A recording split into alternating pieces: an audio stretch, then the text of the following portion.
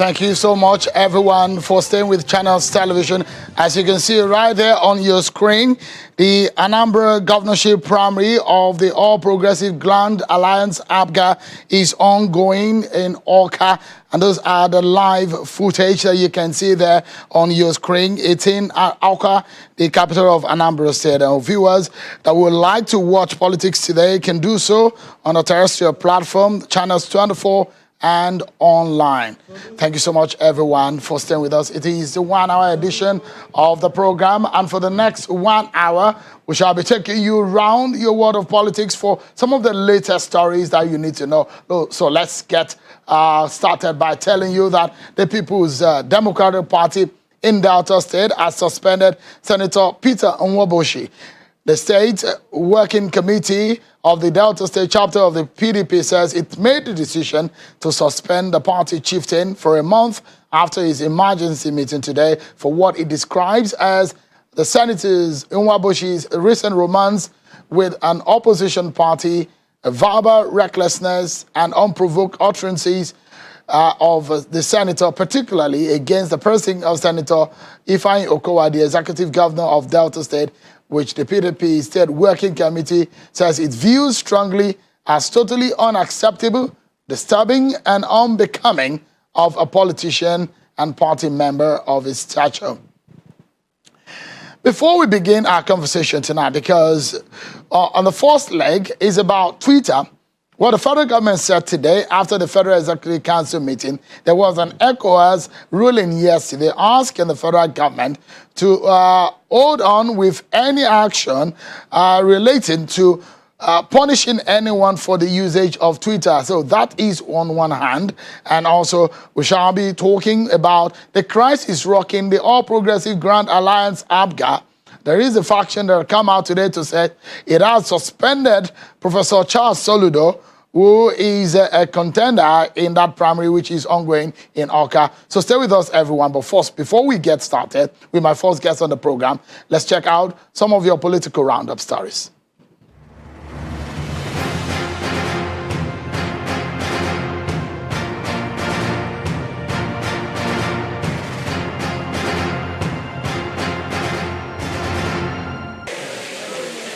The Senate has been reacting to reports on the roof leakages in the foyer of the National Assembly complex, with clarifications that no money was released for the renovation of the National Assembly.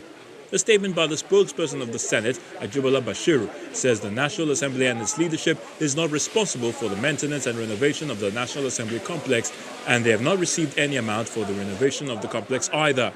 The National Assembly says the FCDA is responsible for the maintenance as well as renovation of the Assembly complex and not the leadership of the federal legislature.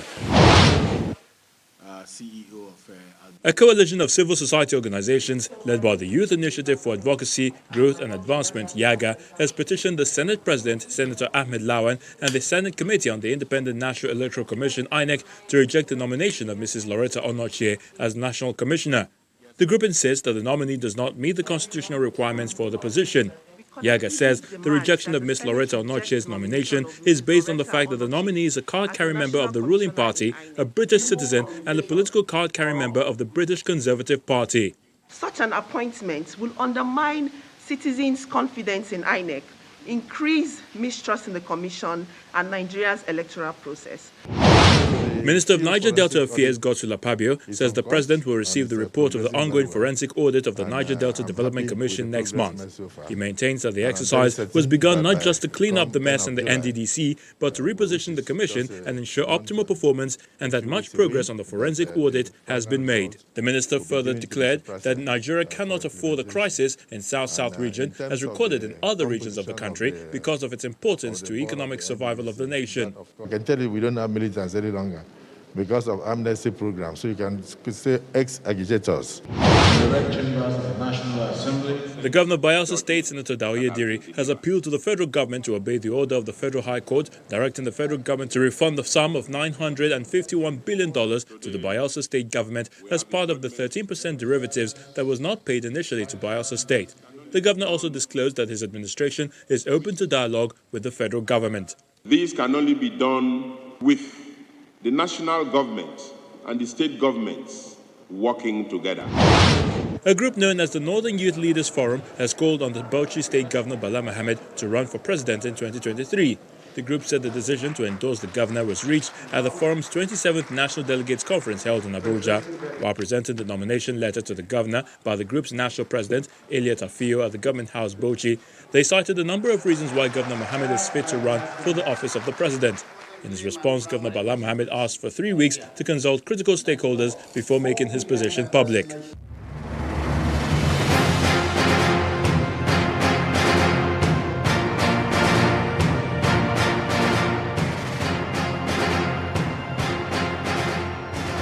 The federal government is planning for the meeting with Twitter. The microblogging site is suspended indefinitely a few weeks ago. They said the recent ECOWAS court ruling on suspension of Twitter formed part of the discussions at today's Federal Executive Council meeting, presided over by President Muhammadu Buhari. At the end of the meeting, the special advisor to the president on media and publicity, Mr. Femi Adesina, told State House correspondent that the Attorney General will study the report and advise on the way forward. He explains that the committee set up by the president is holding a meeting today to further engage with the microblogging site. He also absolved the presidency from any involvement in the current efforts by the National Assembly to amend the Nigerian Press Council Act and the National Broadcasting Commission Act that has been touted as an attempt to stifle the press. He clarifies that only the Minister of Information and Culture, Lai Mohammed, can best address the issue. The federal government had objected to the ECOWAS court hearing the suit in a preliminary objection, saying it is not a right recognized under any treaty enforceable by the ECOWAS court. Yesterday, the Minister of Information, Lai Mohammed, said that the reason for the suspension of Twitter was because it allowed activities on its platform which promotes the destabilization of Nigeria, especially separatist groups. He also says that the federal government has resolved that all social media platforms must register as Nigerian companies before they can be allowed to operate in Nigeria and must now pay taxes. Yesterday, we spoke with a member of the team set up by the president to meet with Twitter. But tonight, let's get some other legal perspectives to the Twitter matter.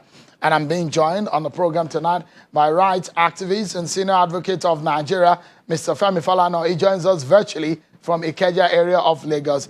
It's good to see you, Mr. Falana, and thank you so much for creating time to talk to us right here on Channels Television. Let's begin the conversation. And first and foremost is the plans by the federal government to meet with Twitter. It looks like there is a negotiation. The federal government says that Twitter has written to it and therefore set up a committee that has some ministers in that committee to meet with Twitter. How does that come to you, Mr. Falana? Well, I think it's a good development. But in many instances, we put the cart before the horse. I thought this should have been done if the government had protested to Twitter when it was dissatisfied with certain development. This kind of meeting will have been called much, much earlier. And the embarrassment and the inconvenience to which Nigerians have been subjected will have been totally avoided. So I think it's a good development that both sides are going to meet, I think it's a welcome development. The other side to this matter, I'll come to what they should be telling Twitter based on some of the things the federal government has said. The other side to it, as a senior lawyer, there are those who have debated about the jurisdiction of the ECOWAS court in this matter, and perhaps the opinion of the senior lawyer who was also on the program yesterday, Mr. Festus Keyamo, as to whether or not the ECOWAS court will be the one, the compass, the moral compass in the affairs of Nigeria, or how the federal government should run the affairs of a citizen. Let me get your take on the jurisdiction of ECOWAS, the ruling of yesterday, and in the eye of the law, what do you make of this ruling, and what are the implications? Well, in the 60s and 70s, it was convenient for dictators in Africa to plead sovereignty, and that nobody should interfere in our internal affairs. But in this stage and time, once countries have submitted part of their sovereignty to international bodies, in this case, the ECOWAS, Nigeria has ratified the protocols establishing the court, as well as the supplementary protocol. It is therefore too late in the day to rush back home and say, we are independent, we are a sovereign nation. You have already admitted that your activities can be examined by supranational court, like the ECOWAS court. And what happened in this case, as soon as the Socio-Economic Rights and Accountability Project, SERAP, filed the action before the ECOWAS court, alleging that the right to freedom of expression of Nigerians has been violated by the suspension of Twitter. The government joined issues. The government raised objections, serious objections, and anchored this objection in particular, and this was very embarrassing, on certain provisions of the penal code relating to sedition. Of course, we made it clear to the court that all the provisions of the criminal code or penal code relating to sedition were quashed, were declared, illegal and unconstitutional in 1983 in the case of Otto Nwankwo and the state. And therefore, one would have expected lawyers in and outside government to familiarize themselves with the current position of the law. That in Nigeria today, nobody can work provisions of the law on sedition from the grave and use them to harass or intimidate Nigerians. And for the ECOWAS, and this is not the first time the ECOWAS court has intervened with respect to access to internet. In the case of Amnesty International and others, and Togo, the ECOWAS court in 2017 declared illegal, null and void, the decision of the Eyadema government, Togolese government, to ban access to internet in that country. Also, in the case of the Gambia, the ECOWAS court has had cause to annul Yahya Jammeh's anti-media laws in that country and directed the government of Barrow, to ensure that the laws of that country were amended to reflect, democracy. In the case of Nigeria, Section 24 of the Cyber Crimes Act of 2015 has been announced by the state court, and what the ECOWAS court has said this time around, yes, Mr. Falaman, we cannot go into the suspension. We cannot suspend the suspension of Twitter for now. But with respect to the fear and the threat of the Attorney General and Minister of Justice, Mr. Abubakar Malami, SAN, that violators of the suspension might be prosecuted. The court came in to say, violators, there should be no prosecution pending the determination of the suit, and that is where we are. And happily, today, after the Federal Executive Council meeting, I think the spokesperson for the president, Mr. Femi Adesina, did announce that the order has, gone to and been submitted to the Attorney General of the Federation for legal advice. And I will not expect the Attorney General of the Federation, who is the national authority for the enforcement of the judgments of the ECOWAS court, to give any advice that will render the judgment or the ruling obligatory, So people may not like what has happened, but the choice is to go back to that court, perhaps ask for a review. But nobody can sit in his office and say, oh, we're a sovereign nation, therefore the ECOWAS court cannot interfere. After all, we went to International Court of Justice with respect to the Bakassi Peninsula. And when the ruling was given, We have no choice but to comply. And this is not the first time Nigeria has complied with decisions of the ECOWAS court.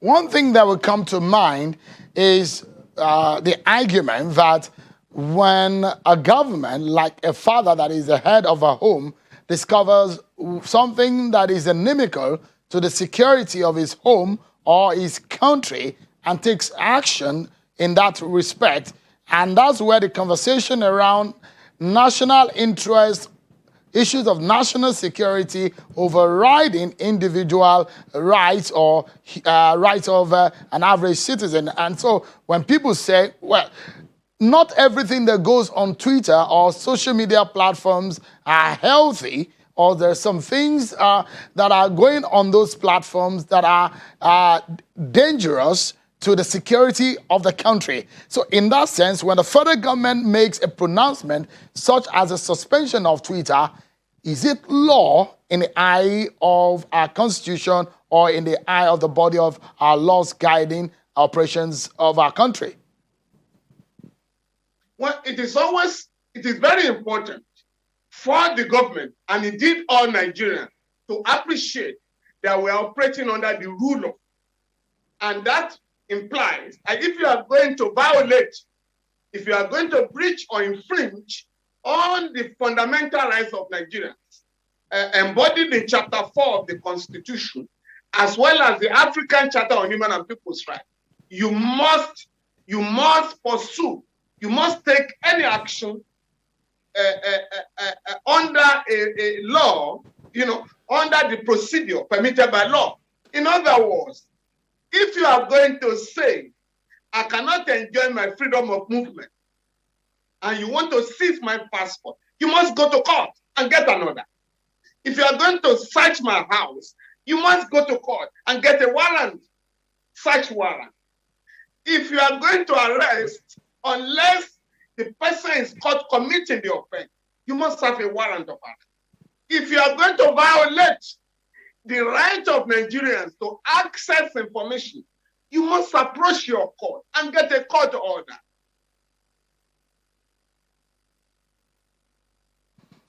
Apologies there because of the frozen frame and the glitch in the network. And of course, Mr. Femi Falana is trying to react to some of those issues. Now, somebody has threatened the security of Nigeria.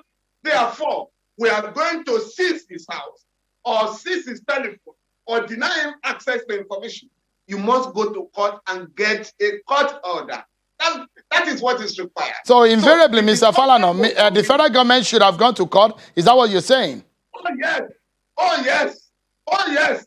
Because we're not dealing with Twitter alone. We are saying Nigerians have no right to access information via Twitter because Article 9 of the African Charter on Human and People's Rights guarantees access to information.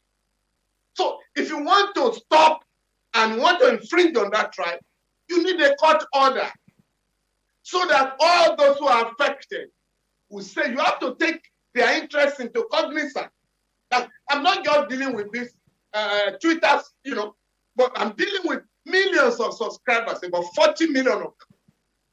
So, I mean, one of the things Mr. Lai Mohammed said yesterday when he was facing lawmakers, he said the reason for the suspension of Twitter was because it allowed activities on its platform which, according to him, promoted the destabilization of Nigeria, especially separatist groups. He made specific reference to the use of social media during the EndSARS protest. How would you react to that statement?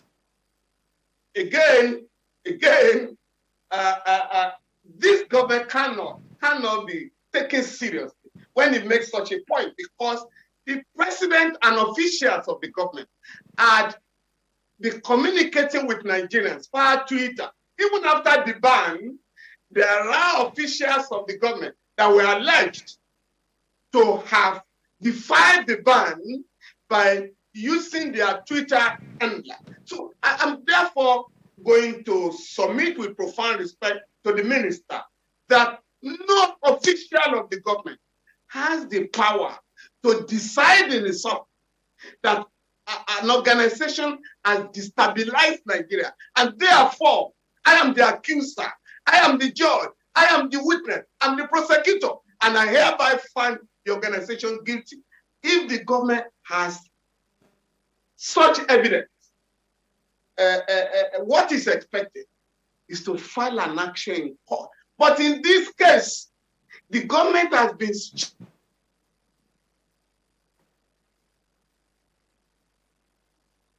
Yet again, there's another obstruction there because of the network glitch, okay, Mr. Falana is back. Yeah. The first reason I used for the suspension was that the president's tweet was deleted. That was the first reason. It was much later. I think the government was embarrassed that, we'll be shifting the goalpost.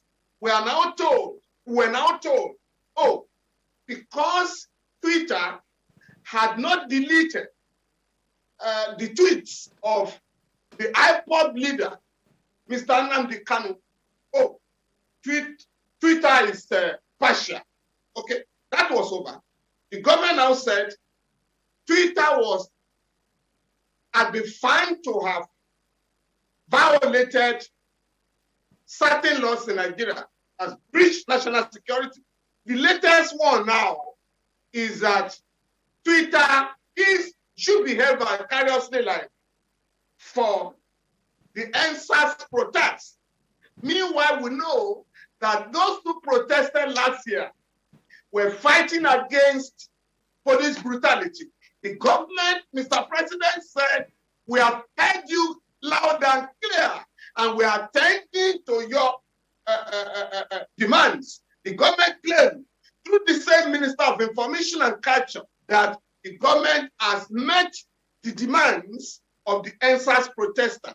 At what time now did the government decide to hold Twitter vicariously liable for the activities of the NSAS movement or for the killings that took place, killings that are being investigated?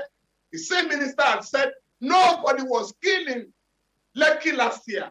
So far, evidence has been laid that people were killed at the Lekki toll gate, among other places. So I think we must be very consistent. The government must learn to allow people to take it very seriously. And you cannot do that if you are consistent and you follow the rule of law. The government will not be embarrassed. Let me, since the federal government says they're going to sit at the table with Twitter, what do you suppose that the federal government should be telling Twitter? Well, I do not work for the government. I want to believe that both sides, will have to engage in frank discussions. If the government has its own fear or certain reservation, that will provide an opportunity to engage, and let the Twitter, owner appreciate the position of the government. And I think there should be some meeting point, but we just have to appreciate that the rights of Nigerians are involved. There are young people in their thousands, if not millions, who earn their living, by taking advantage of Twitter, and the government itself. We're now being told there are other forums. If Nigerians accept that story, what stops the government from banning Facebook tomorrow? Or Instagram, or any of them? And that is why we must learn from this case that we need to, at any time, the government must put the interests of Nigeria over and above any other consideration. All right, Mr. Falana, when you talk of national security, Seun, it's about the security of Nigerians, the security of the country, and not the security of government officials. There is a difference between government security and national security. But most of the time, governments in this part of the world hardly draws the dichotomy between the security of government officials and the security of the nation. We're out of time, but if you may, Mr. Falana, maybe in 30 seconds, if you can help us, the consideration for the amendment of the Nigerian Press Council Act and the National Broadcasting Commission Act has raised eyebrow, and there are allegations of high-handedness, and for those who think that the government is not being truthful, and the presidency has reacted that the presidency is not involved. What's your view on the amendment process? No, I think since the presidency has cleared the air this afternoon, that it's not involved in the whole exercise, I think the sponsors will have to go back to the drawing table and perhaps do the needful by withdrawing the proposed amendment and then engage. Again, we must learn to respect Nigerians. You must engage all stakeholders, particularly the members of the NUJ, the Guild of Editors, MPAN, and others, so that we can have a common position to protect the interests of Nigeria. But once these are simply rushed to the National Assembly without consultation, you have this kind of embarrassment. And I'm going to advise the sponsor that the timing is very bad. They should have waited and allow the crisis with Twitter to be resolved before rushing bills to the National Assembly. All right. And again, my last advice is that the sponsor should attempt to familiarize themselves with the state of the law on freedom of expression in Nigeria, in West Africa and Africa, so that we do not embarrass ourselves any further. I must sincerely thank you so much tonight, Mr. Falana, for your insight and some of the legal perspectives you put into the matters discussed tonight. Thank you so much indeed for your time. Thank you very much. My pleasure. We'll take a break now, and when we return, our attention will be on the crisis rocking the All Progressive Grand Alliance, APGA, as a party is holding a primary in Awka. There is a suspension bell ringing over Professor Charles Soludo and some members of the party. When we come back, we'll discuss this. Join us again, everyone.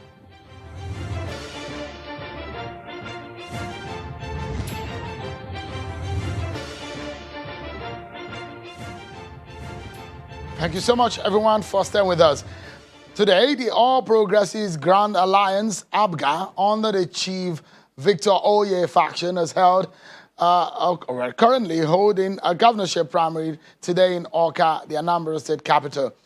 This is happening amidst the internal crisis rocking the party, with another faction led by Judo Keke laying claims to the leadership of the party, and has today suspended Professor Charles Soludo and some other members of the party. Charles Soludo is one of the aspirants in the primaries, which is holding presently in Awka. As controversies raged in the past days after a correspondence from INEC, the umpire, indicating that APGA has not communicated the party delegates Congress, which should naturally culminate into the primaries, and a necessary provision of the law which requires that a notice of such Congress must be given 21 days before the conduct. So you are seeing some of the live feed coming from Awka, the venue of the APGA primary under the Chief Victor Oye faction. And we can tell you that Professor Charles Soludo, a former governor of the central bank and one of the contenders in the race, has emerged a winner. Some of his supporters there, you can see just beside him, and with the microphone, is the governor of Anambra State. And of course, you can see also on his right is the former national chairman of APGA and the former senator of Anambra State, Chief Victor Ume. The governor, Willie Obiano, I understand that will be speaking in a moment from now. And what we've seen in the past few hours in that exercise holding in Awka today is delegates voting from across all of the local government areas that participated in the exercise today. This is the process that will determine who will fly the flag of APGA in the November 6th governorship election in Anambra State. Take a listen for a moment to Chief Governor Willie Obiano, the governor of Anambra State. He will receive his results and then make the acceptance speech. Please, can you come out to the other side? Okay. Because everybody should calm down, because we are going to have the acceptance speech by the candidate of the party. Willie Obiano, just a moment ago, spoken about the process, the exercise which led to what has become the emergence of Professor Charles Soludo as a winner in the exercise which is holding there in Awka. And what we're about to listen to, or what we're about to see, is the acceptance speech of the winner in that race. Don't forget, the Judo KK faction has suspended Professor Charles Soludo, but we'll be listening in a moment to Professor Charles Soludo, the winner of this very exercise. So on behalf of our great party, All Progressive Grand Alliance, having successfully conducted this primary election,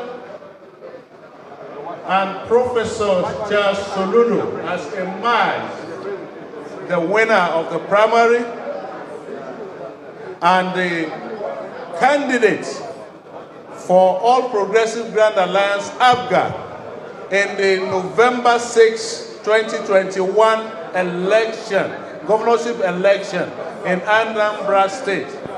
I have the honor of presenting to Professor Soludo Charles Chukwuma the certificate of return on behalf of the party, All Progressive Grand Alliance. Congratulations, sir.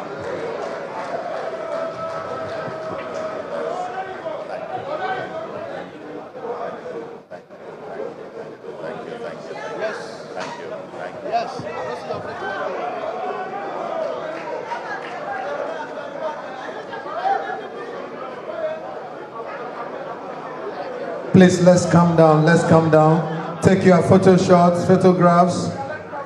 Ladies and gentlemen, permit me to now invite the candidate of the All Progressives Grand Alliance for the November 6th elections in Anambra State to make his acceptance speech. Your Excellency.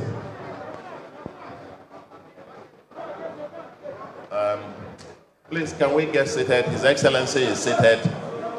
Can you get seated? His Excellency is seated so that we can proceed, please. Just a few seconds and we are done. Your Excellency, the Executive Governor of Anambra State. Yeah, please. Can we keep quiet, please? Excuse me. You are blocking the...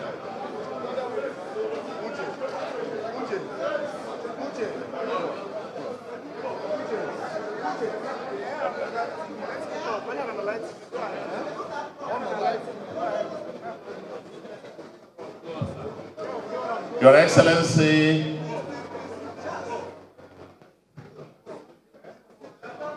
you're still blocking them.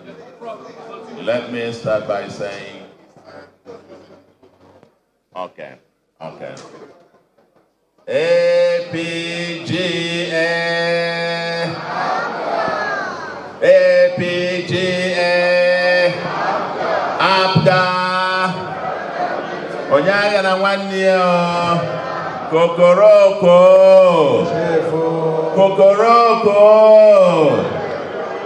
Kokoroko,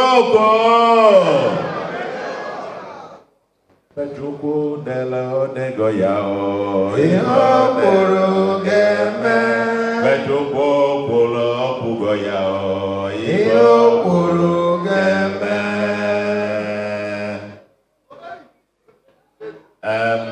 His Excellency Usombia, Your Excellency, the Executive Governor of Anambra State, and by the grace of God, the national leader and chairman BOT of our great party.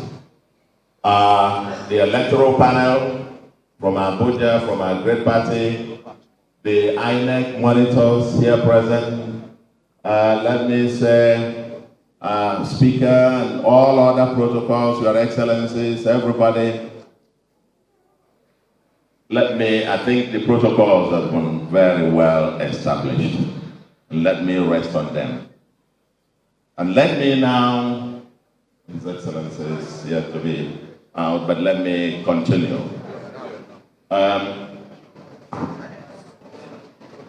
Your Excellency, distinguished delegates of our great party,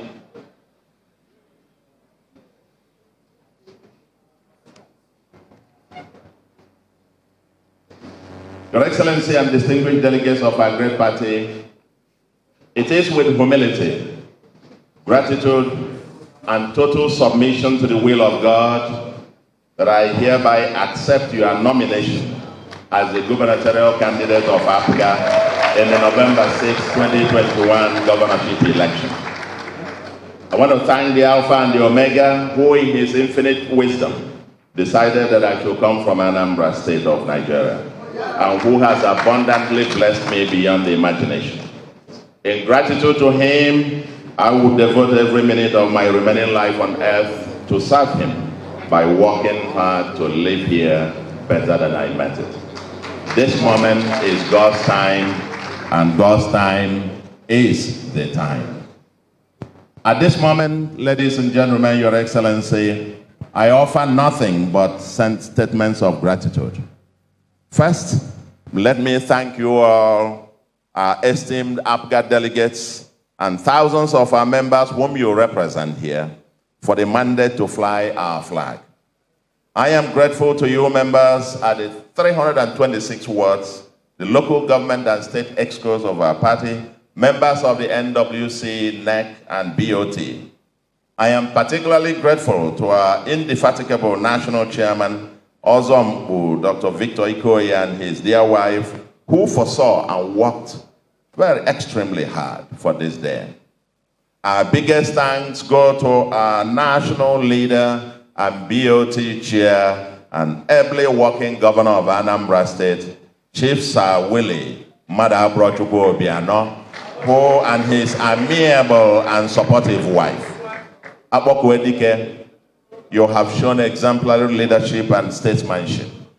I deeply treasure your belief, courage, ironclad commitment, and leadership on this project. Under you and our national chairman, APGA is stronger as Nigeria's third largest political party and a clear leader in several ways. We are going to have several other occasions to truly celebrate you as a leader sent to us at this point in time. Let me also thank all the 31 self-funding support groups with over 200,000 members, the All Soludo support groups, the UAYA, UAWA, as well as the millions of Ndi Anambra who have been praying and demanding that I should step out to serve, especially at these challenging times in Nigeria. I am deeply grateful to the clergy, the traditional rulers, ASATU, ASMATA, various youth and women organizations, trade and professional associations, CSOs, NGOs, etc., who have rallied behind us. We thank all Nigerians from all other states who have also urged and supported us. And let me particularly thank INEC under the able sterling leadership of Professor Mahmoud Yakubu for its professionalism, and in particular for monitoring these particular primaries today. And I'd like to assure INEC that APGA is a law-abiding party that is very thorough about due process. It has never neglected or breached due process or electoral law, not now, not in the future. We also appreciate the security agencies who have provided us with excellent security, and also thank all those who have helped to put this primaries and organizational efficiency. We thank them immensely.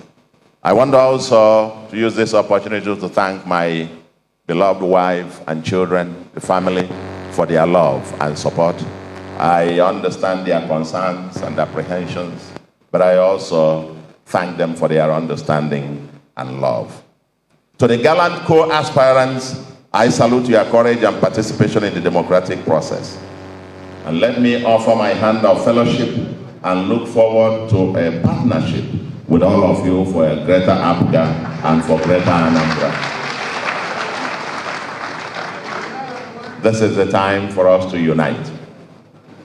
Yes, the victory is overwhelming, over 93, 94% of the votes cast. You've been listening to Professor Charles Chukwuma Soludo, the man who is emerged as a candidate of APGA under the Victor Oye faction of the All Progressive Grand Alliance in the just concluded primary conducted in Awka today. And some of the controversies that have emerged under the Jude Okeke faction. Professor Soludo was suspended a few hours ago alongside some members of the party. Let's get some perspectives into this. I'm being joined from our Abuja studio by Chief Victor Oye, a factional national chairman of APGA, because there are contention over some of the issues and the running of the leadership of the party. Thank you so much, Chief Oye, for joining us tonight.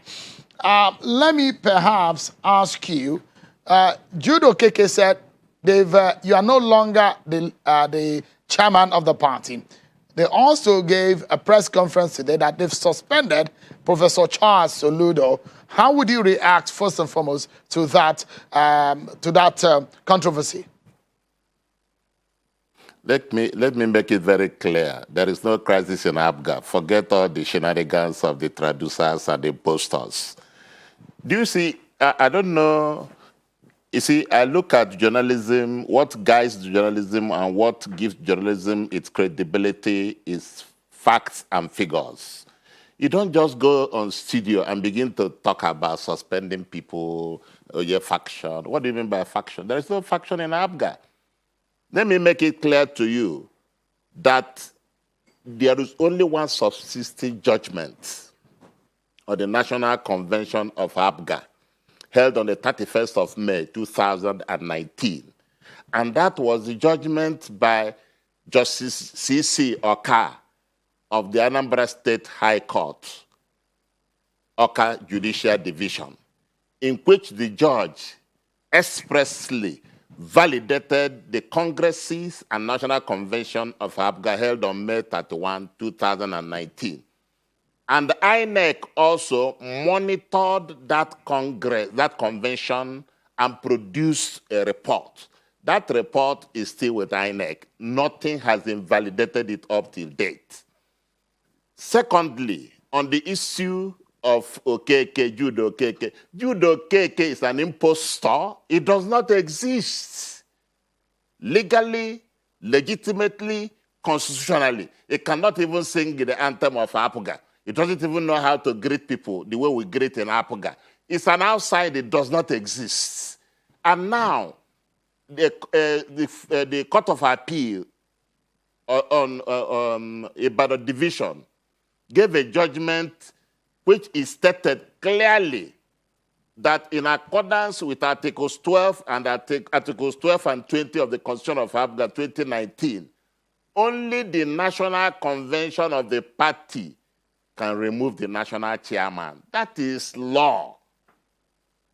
NEC, of which Jude Okeke is purportedly to have led and produced it, cannot remove the national chairman or a national officer of the party.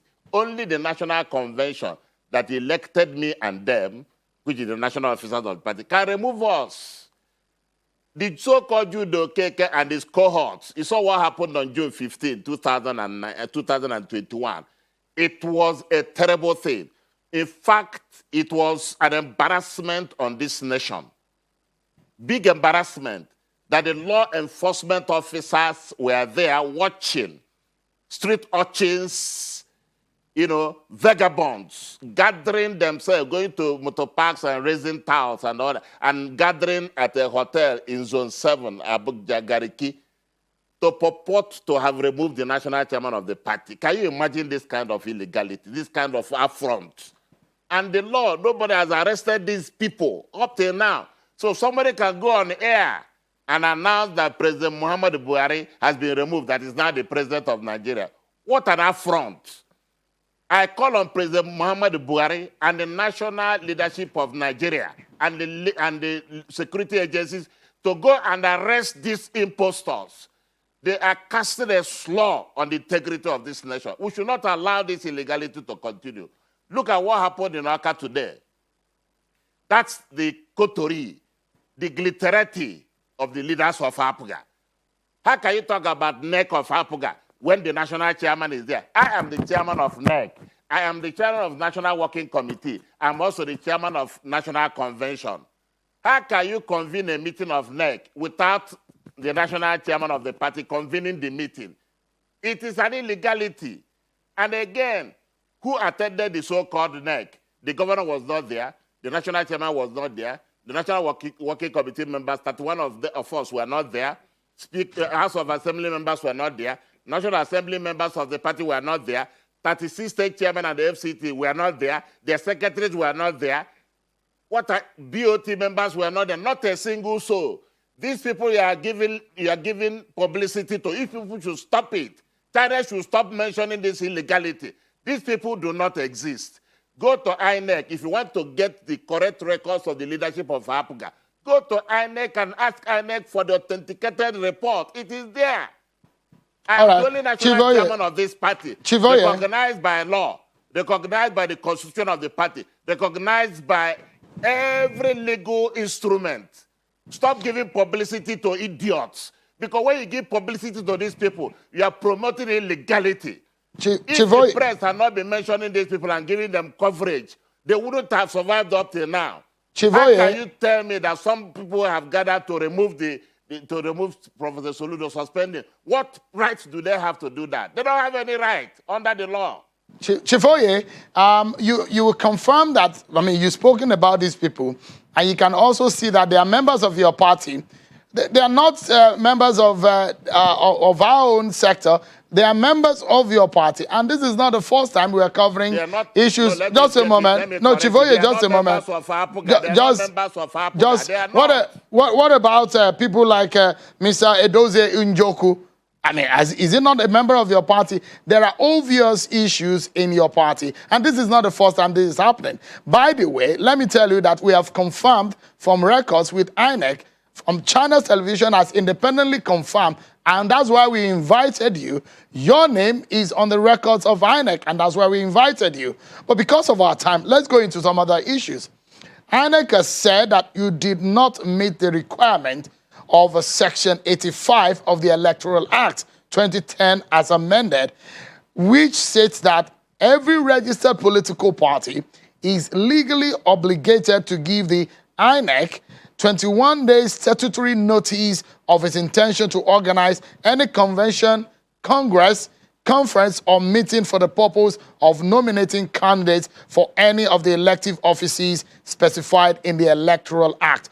That is the step that is approved by law.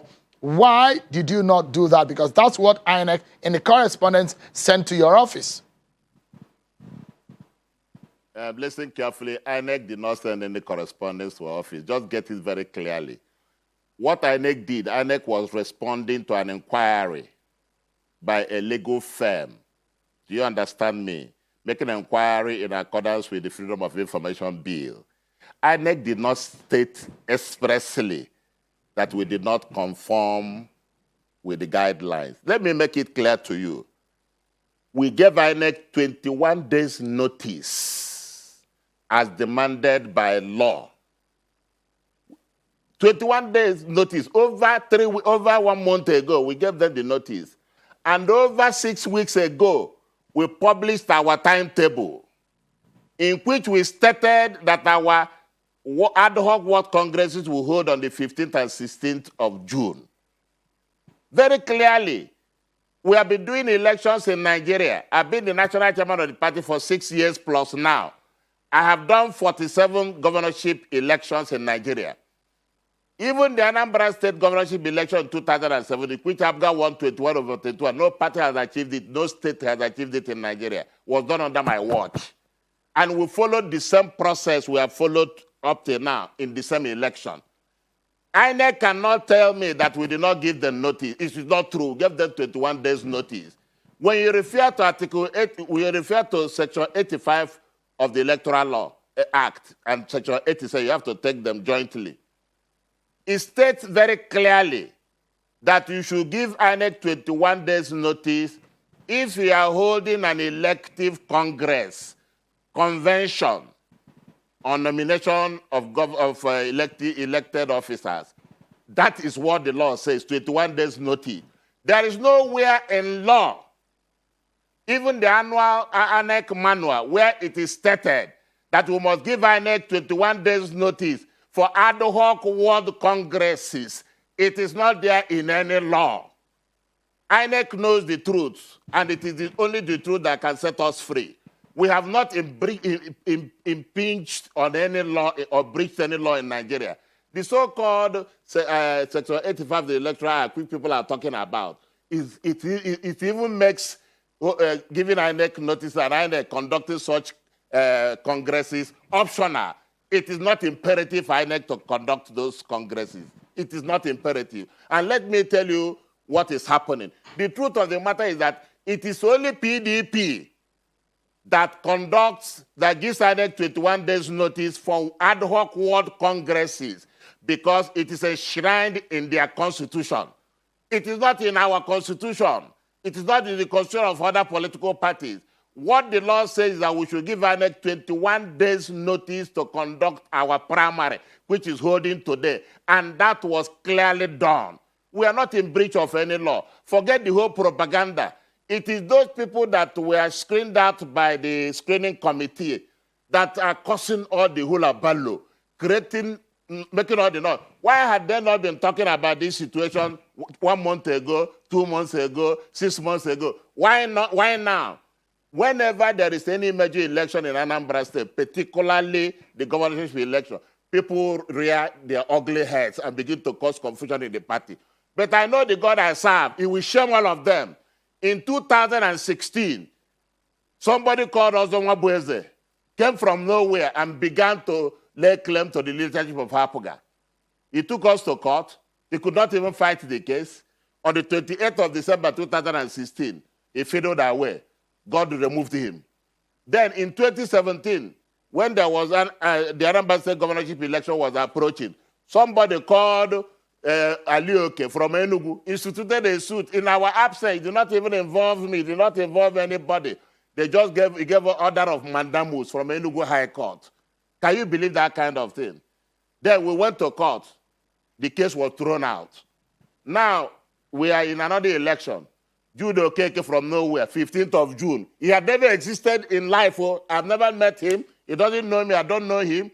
All the people you saw on June 15th on television do not exist. They are not members of our party. We have records now, and I'm happy that you said that you went to INEC and you saw in their record that I'm the national chairman of the party. That is the truth. And the truth cannot be obscured by any pretenses or anything. The truth is unassailable. The APGA is the only party that can win election in Anambra State. That's why everybody is giving us the kick and hitting us here and there, because we carry the ball so people can attack us. So I want you to appreciate this, Shegun. I thank you for this special opportunity you have given me. There is no crisis in APGA. APGA is one united family. See what happened in Oka today. These are the real people in the party. How can you talk about Jude Okeke? Who is Jude Okeke? He doesn't even have the constitution of APGA. His name is not in our records as a member of the party. Having the effrontery to go on national television to announce himself national chairman, when the national chairman is still alive and kicking, how can you tolerate this kind of injustice? Chief Victor, and this is a big challenge to President Muhammadu Buhari. You must authorize the security judges to arrest these people. Otherwise, someday, these people can recreate the same sin that will embarrass him as president of Nigeria. Thank you so much. You should by now know that I followed APGA and politics of Nigeria for some time. And there was a time that, like this, that when Chief Victor Ume was also the chairman of the party, there were also issues, and some members of your party went to APGA I mean, this is not new to you, I'm very certain. But usually politicians blame media practitioners and journalists for the trouble in their party. We are not the cause of your trouble. But I must sincerely thank you, Chief Victor Oye, for coming tonight on the program. I appreciate it. Thank you. God bless you. Thank you very much. But that's our show for today, everyone. Many thanks for watching. I'm sure Kimale. Bye-bye.